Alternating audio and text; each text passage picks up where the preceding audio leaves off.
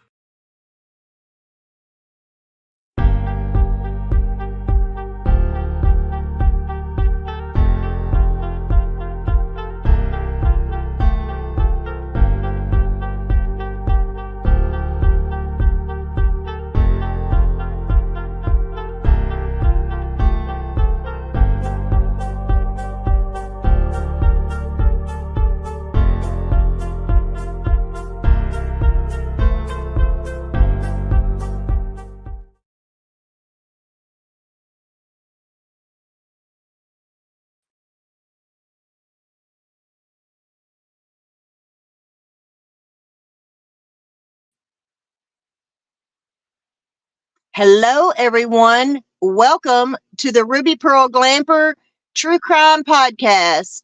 My name is Amy. Welcome to my show.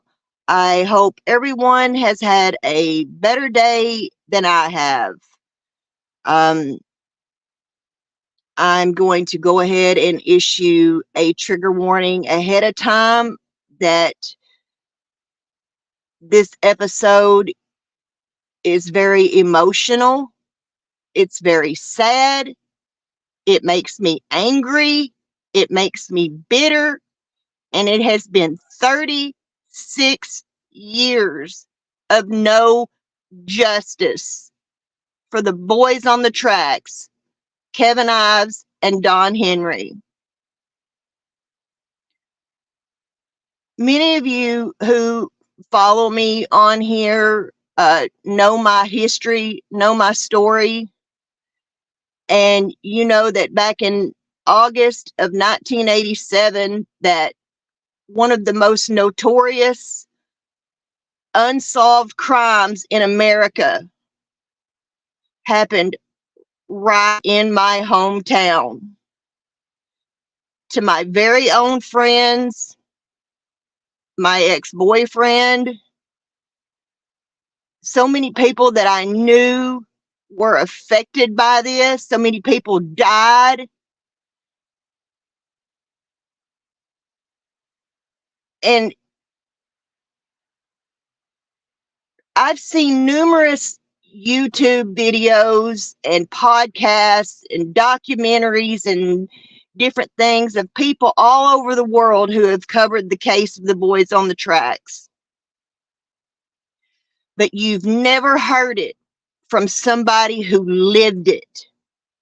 You've never heard it from somebody who was there, who knew Kevin, who knew Don, who knew Keith Coney and Keith McCaskill and Jeff Rhodes and Jordan Kettleson and all the people who died and whose lives were affected.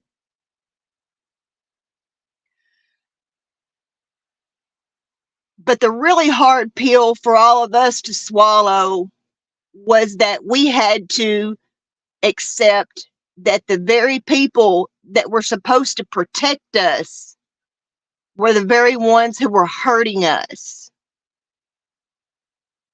A drug smuggling ring that connects to Barry Seals, Iran Contra, the CIA, the Clintons, the Bushes, Pablo Escobar, Colombian drug lords, you name it. It's a conspiracy that starts in my little backwoods hometown county in central Arkansas, and it ends at the very tip top of the iceberg. The conspiracy goes so far. And we've had to accept that there will be no justice here on earth for Kevin and Dawn. You know, on these true crime podcasts and our little YouTube commentator, true crime commentator channels and stuff, you know, we talk about these cases and we talk about the victims and the families and how they're affected, but we never talk about the perpetrators and their families and their friends and things like that, and how their crimes affect their families and their friends and loved ones and whatnot. We very rarely ever talk about that. You know, we've talked about it a little bit with Brian Laundrie, you know, with Cassie Laundrie, his sister, and what did she know or what did she not know. And, you know, we all have our feelings about Chris and Roberta Laundrie, Brian's parents, and some of us have a little bit of a hard time having any sympathy for them because of the way they did Gabby's parents.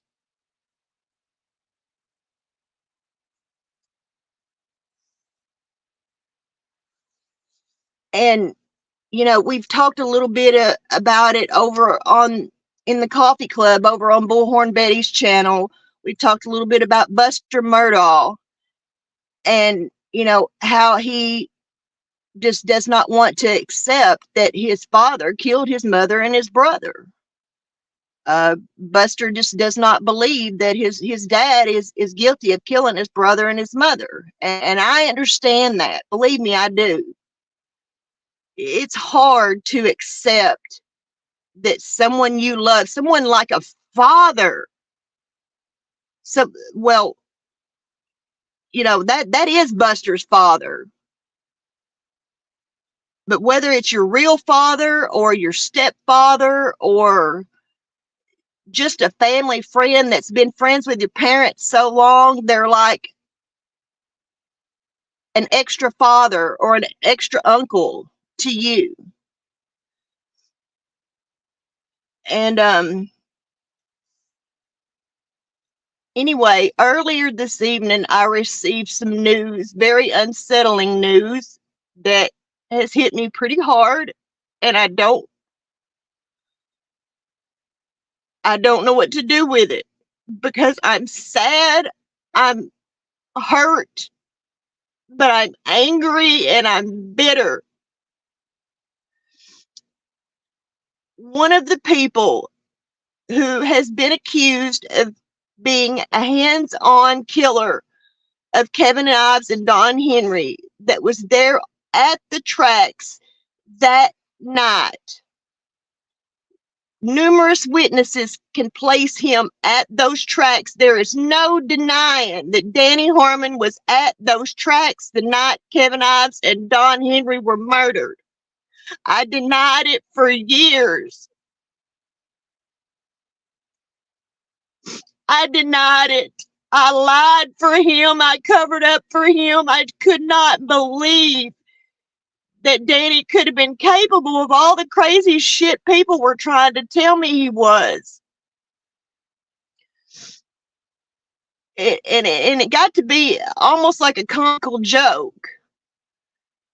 I even told somebody, I'm like, oh God, you and everybody else has got a damn story about Danny Harmon, and I don't believe a damn bit of it.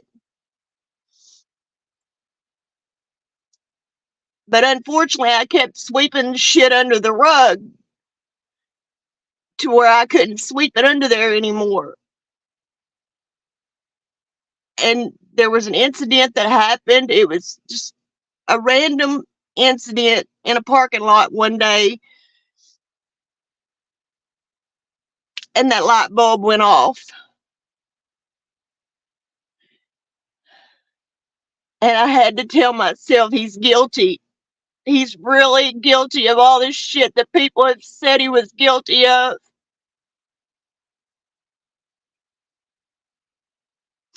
This man was like a father figure to me. He had been my mother's best friend since high school. I can hear his voice right now. The time he was telling me his story. This was after my mom had died. And yeah, me and your mama and Frank and whatever old gal I was dating at the time, and how they double dated in his truck and stuff, and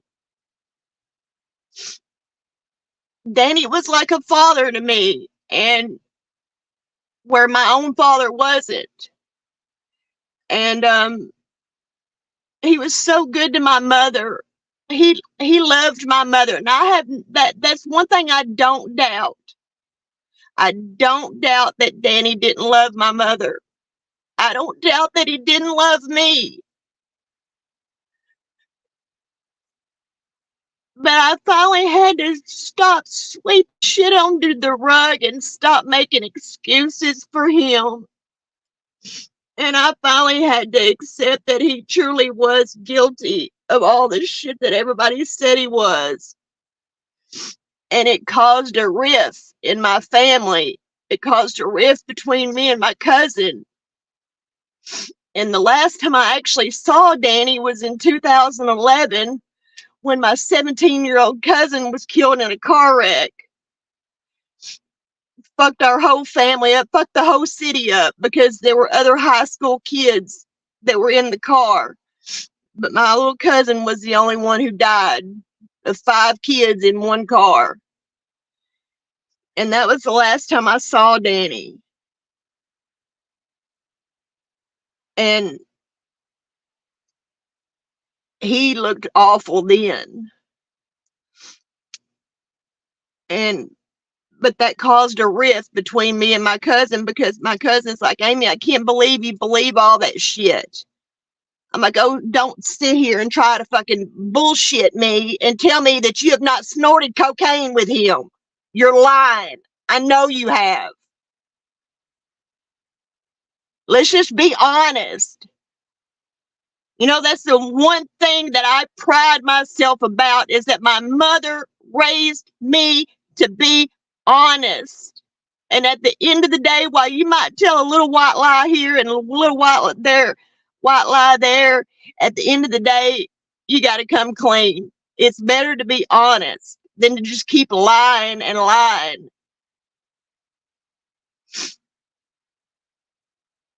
People talk about karma. I'm here to tell you that karma is real. I've watched karma. I've watched karma pay back some people that have done some really shitty, horrible things to me. I've watched karma pay them back. And I don't keep in contact with my family anymore. What's left of my family, that is, except for my 2 kids. And I don't speak to any of my cousins or relatives anymore. Like I said, what's left of them. So I didn't know that Danny was sick. But he died of throat cancer. He died in VA hospice today with throat cancer. Let's see, Danny, did you get throat cancer from all the fucking lies you told? Lie after lie after lie.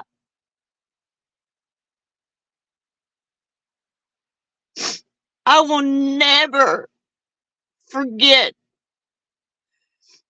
before my mother died. My mother was bedridden before she died. And some things had come up in the news about the Boys on the Tracks case. And I was standing there next to her bed, and she said, Amy, do you think Danny really did all that? And I said, yes, Mama, I do. I can't deny it anymore. But God loved my mother. She could not find fault in anybody.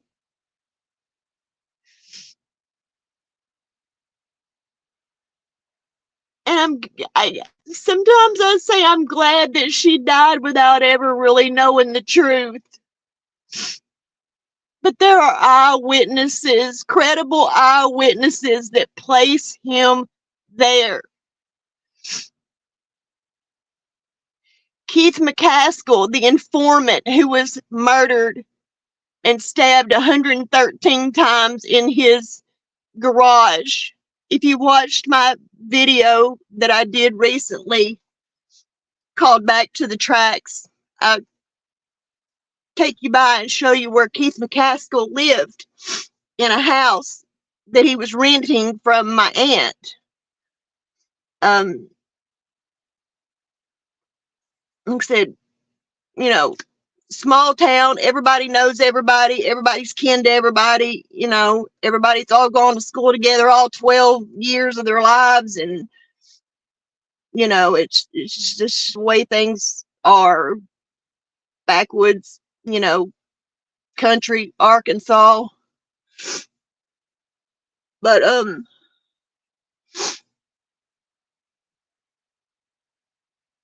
I just thought it was so ironic that he died of throat cancer. And you know, I I'm not really, a lot of people believe in an eye for an eye, and sometimes that's the only way you can get justice. Now, there are cases that I believe warrant the death penalty after people have been given a trial by a jury of their peers and had a chance to prove that they were innocent in a court of law. You know, if these people are convicted and found guilty and sentenced to the death penalty through the courts, then, you know, that's one thing.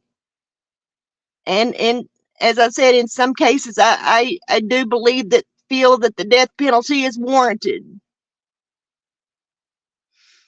But I don't like an eye for an eye justice. Gabby did not get justice. Gabby Petito did not get justice just because Brian Laundrie took his own life. She did not get justice.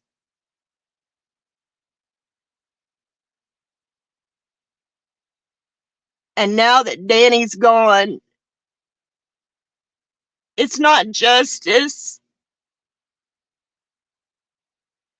But sometimes that's the only way you can get justice. And I just don't like it. I'm not fond of it. I'm just not,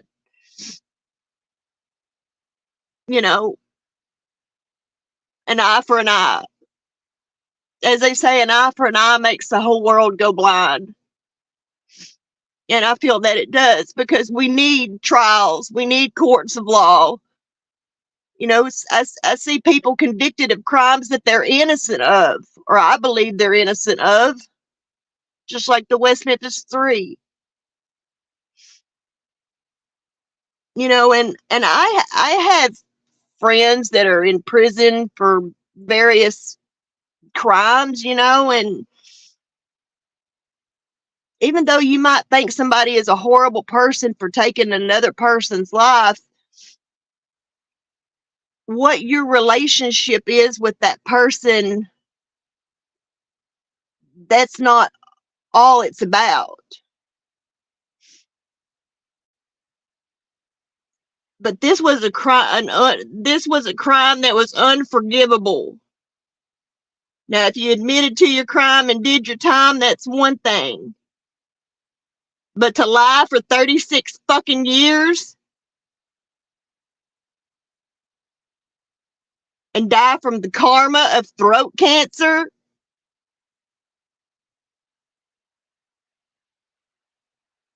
you know, like I said, we've had to accept for a long time. Many of us have had to accept for a long time that Kevin and Don would never see justice here on earth, that they would only get justice in the next life.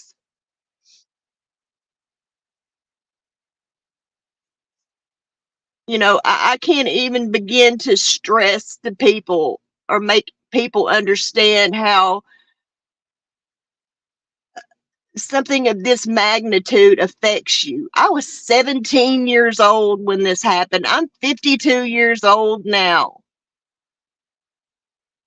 You know, my kids were born into this. They've known their whole lives about what happened to my friends back when I was a teenager. Never did I believe my own granddaughter would be standing on the Arkansas State Capitol steps when she was a year old, 25 years, still begging for justice for Kevin and Dawn, her grandma's friends from high school. That is fucked up.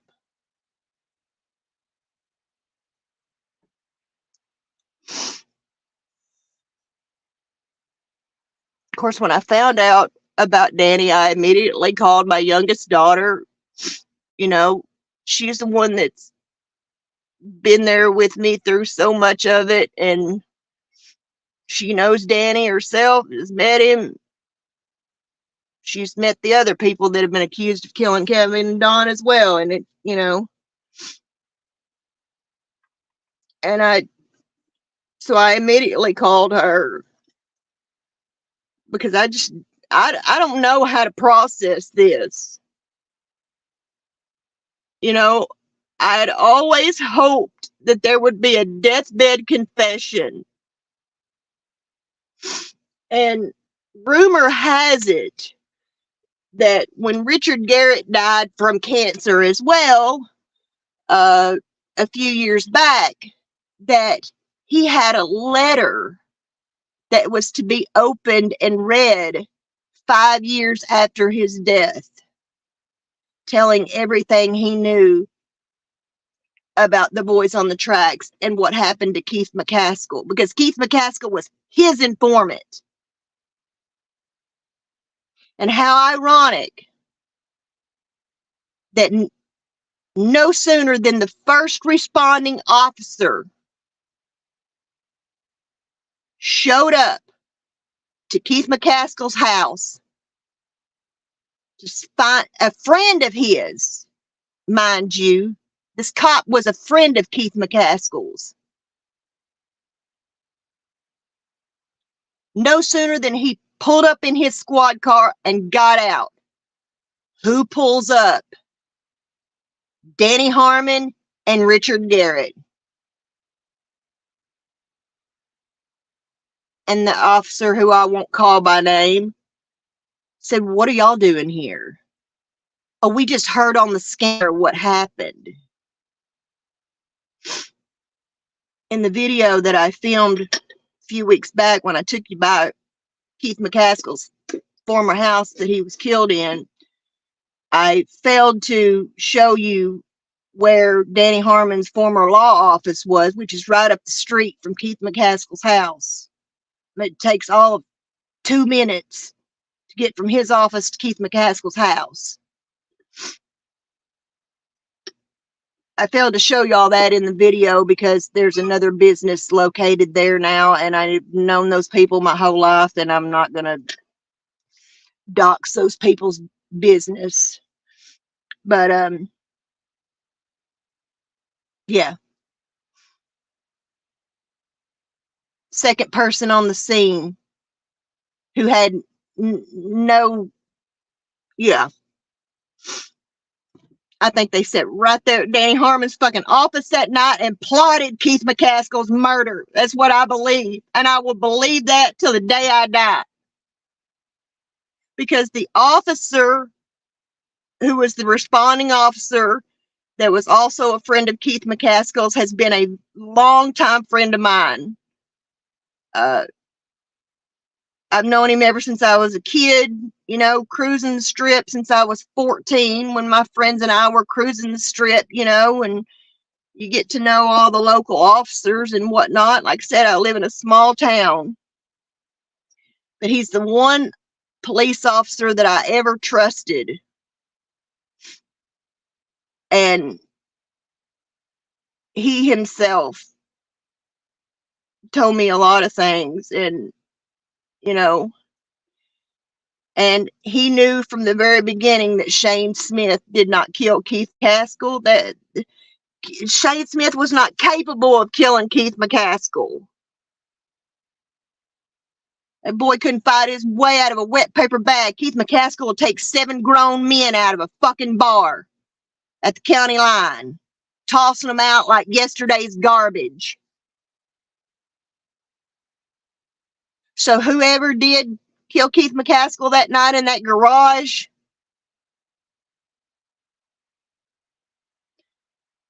very few people would have had the balls to face him in a knife fight, mind you. But there were about 4 of them and 1 of him. And poor Shane Smith was just in the wrong place at the wrong time. I went to school with Shane. Boy couldn't fight his way out of a wet paper bag. He damn sure didn't kill Keith McCaskill. But I truly believe that whoever did kill Keith McCaskill that night, that they sit up there at Daddy Harmon's office and plotted that shit. I have no doubt in my mind. Y'all know how hard of a pill that is to swallow? Buster Murdoch, I'm going to tell you from my own experience, it's a hard fucking pill to swallow. But the longer you deny it,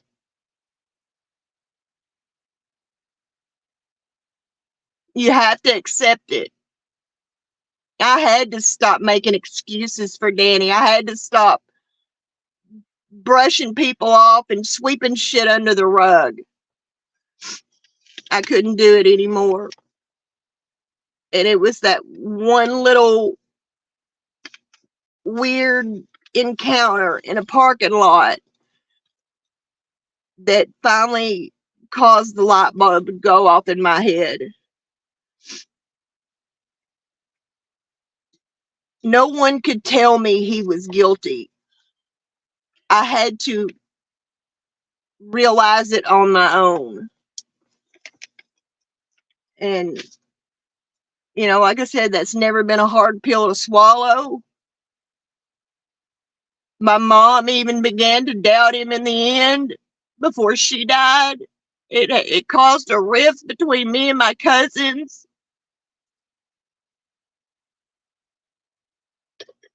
You know, I love his sister to death. She's known me my whole life. She was a friend of my mother's. I grew up with her twin boys.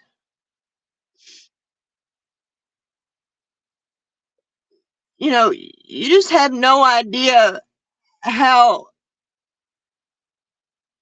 this kind of thing affects people, affects families and like I said, their loved ones and their friends and whatnot, who are left to pick up the pieces of their crimes and their bullshit.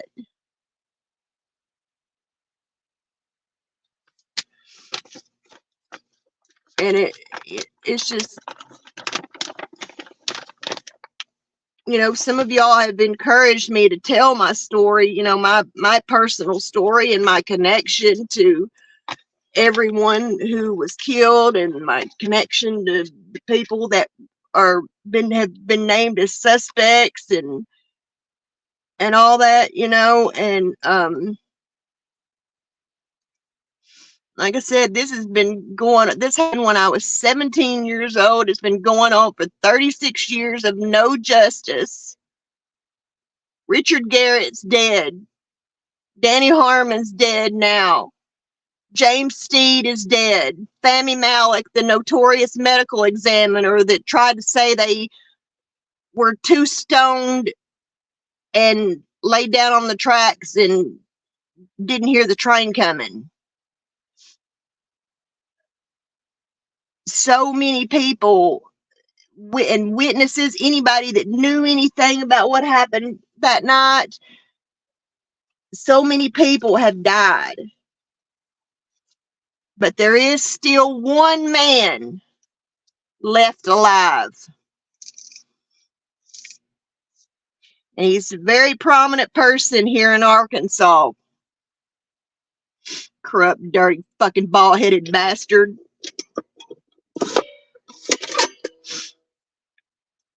He has gone unscathed. and done nothing but move up in the world of politics in Arkansas. It's absolutely disgusting and sickening. We fought like hell to get rid of him and keep him out. Nope.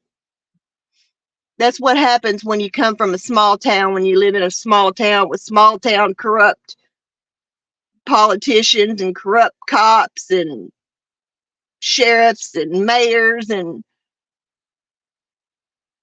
prosecutors and judges and other attorneys. This shit goes so damn deep. All the little backroom cocaine orgy parties they were having and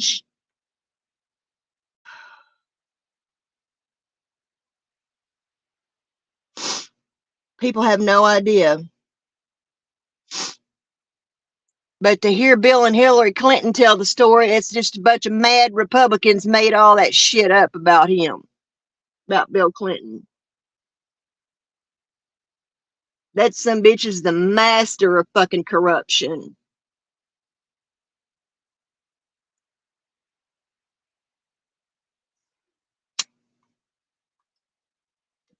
And he'll go to his grave too unscathed and unprosecuted and not be made held accountable for all the crap he's done, all the murders attached to him.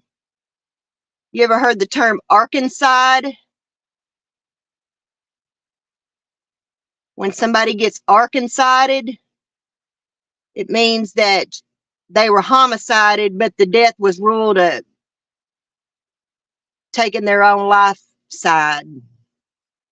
Y'all know what I mean. Y'all know we have to watch what we say here on YouTube, but you get the picture.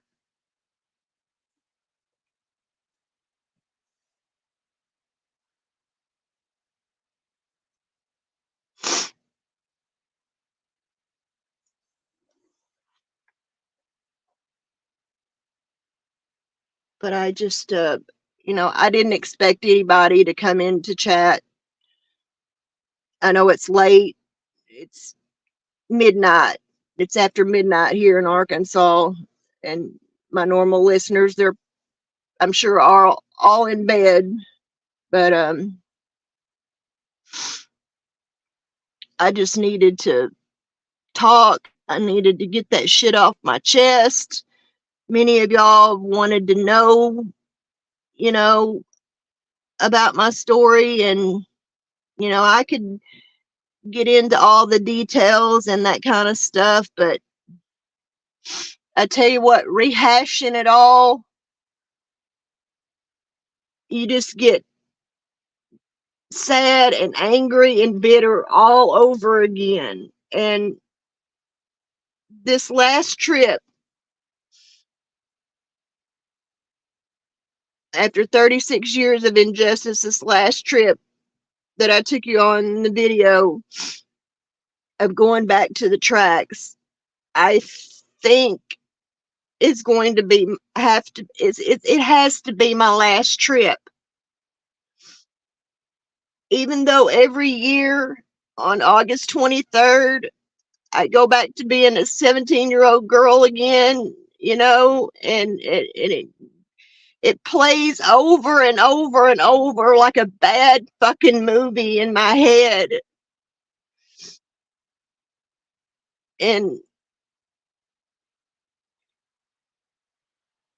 at some point I need to let it go. I have to let it go and believe that God is going to take care of it, and that Kevin and Don and Keith and Jeff and everybody are going to get justice in the afterlife. I have to believe that God's going to handle it, but I've done everything I could. I've fought for years. I've fought for justice. I've marched those Capitol steps. I've been to city council meetings. I've been to quorum court meetings. I've been to the courthouse and You name it, I've done it. They tried to shut me up. That's why I'm not involved in politics anymore. Because they tried hard to shut me up. But once, once we got all the trash out of there, that was all I wanted to accomplish in the world of politics, and I was done. Because it amazes me the lengths that people will go to protect themselves. So much shit has been covered up, and lies, and lives affected, and it, I think now that Danny's gone, that it's time to put it behind me.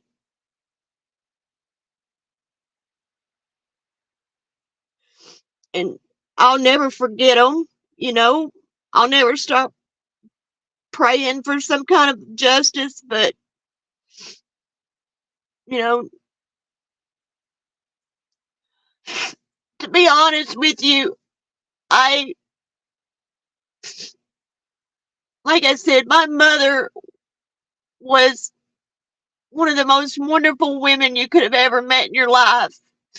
She loved people, she cared about people, and she loved Danny, and he loved her. But the thing about my mama is that she always taught me honesty. It's better to tell the truth, and we will deal with the consequences. We'll deal with the aftermath. Just be honest. And I'd always wished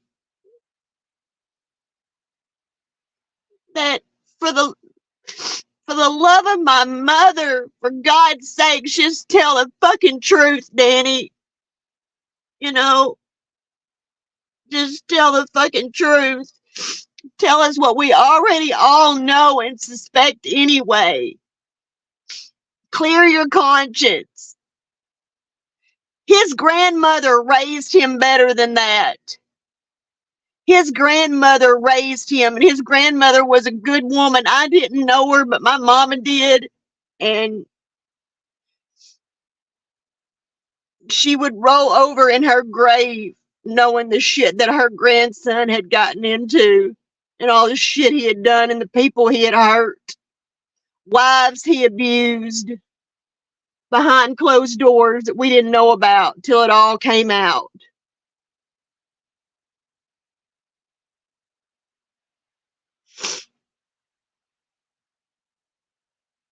I looked up to that man like a father figure.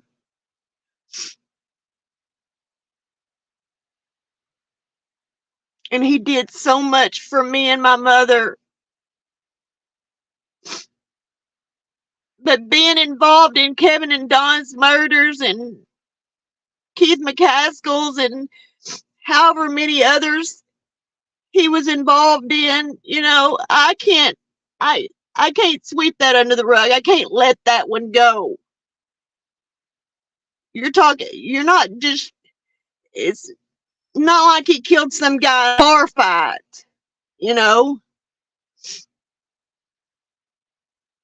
Murder and cover up and conspiracy, lies after lies after lies after lies, and death.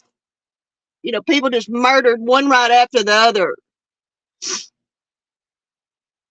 You can't just say, I'm sorry for that. Will you please forgive me? But it's a fucking start. And I'd always wished deep down in my gut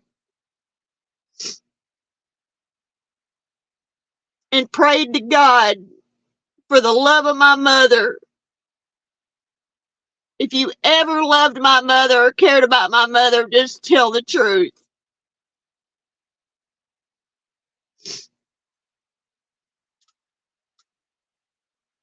And he didn't. He went to his grave, still denying it. So But anyway, like I said, I just wanted to share this with my faithful listeners. I want you all to know that those of you who have stuck with me and do follow me and watch my videos, I want you all to know how much I really appreciate it. You know, I get very few views here on YouTube. My videos don't even ever make it into the algorithm for anybody else to see. You have to actually be following my channel to even see my videos, because like I said, they don't even make the YouTube algorithm. YouTube algorithm's too filled with drama and hate and people spreading lies. Other people lying their asses off. Grow up, people, and get over your fucking selves. You people don't think about the people you hurt, do you? You don't care either, do you? Sorry, bastards. You are no different than the criminals we discuss. Some of you YouTubers out here. Yeah, I said it, and you can mark my words that I said it. You people are no better than the criminals that we discuss here on these true crime channels. You people are scum and you're beneath me, and I'm glad you don't watch my show or listen to me. But you know what? Karma's going to come get you too for all the horrible shit you've done, just like it did Danny. And I hope it does. Because I'm not going to be so teary-eyed about it as I am this.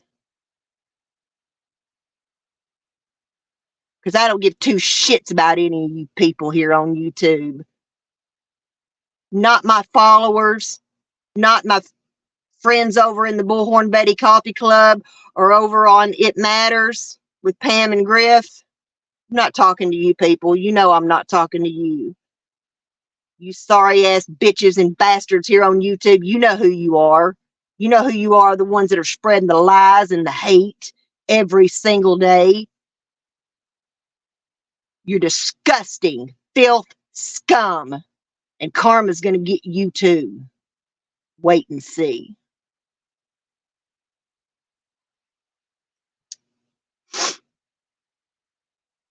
But anyway, that's really all I have. I am fixing to take my medication and lay down and try to go to sleep and try to process all this and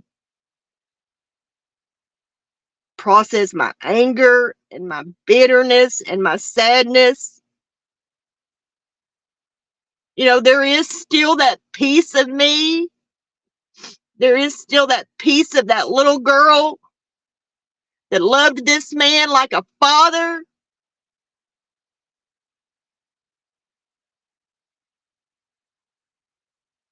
But the damage he did is, you can't undo the damage that he's done, that he did. He hurt so many people in lots of different ways. Like I said, this man was an attorney. So, yeah, he's done a few nasty custody battles and divorces. So, in fact, he took my own father to court when I was 16 and sued him for more child support. My mama said if he didn't want to be a part of my life, that was fine, but she'd be damned if he was going to give all that money to my stepmother's kids, step brothers and stepsister, that I deserved it. So Daddy took my dad back to court and sued him for more child support. But anyways, you all have a wonderful rest of the night, day, morning, wherever you are, wherever you're listening. And, you know,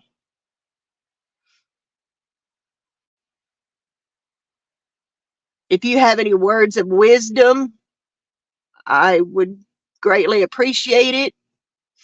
Any words of wisdom you might have for me that you think could maybe help me, process a situation like this?